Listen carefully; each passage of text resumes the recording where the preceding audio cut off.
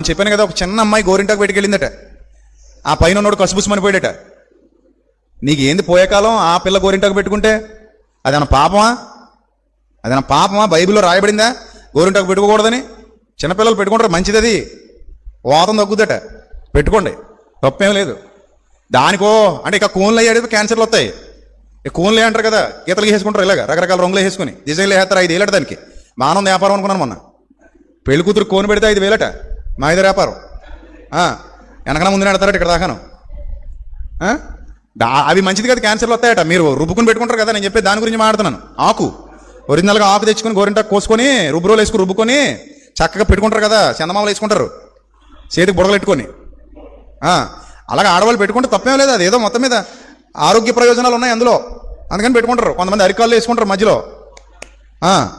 so దానికే నువ్వు పాపాత్మురాలివి, భ్రష్టురాలా, నేను ఎవడు రమ్మన్నాడు దేవుని సన్నిధికి, గెట్ అవుట్ అన్నాడంటే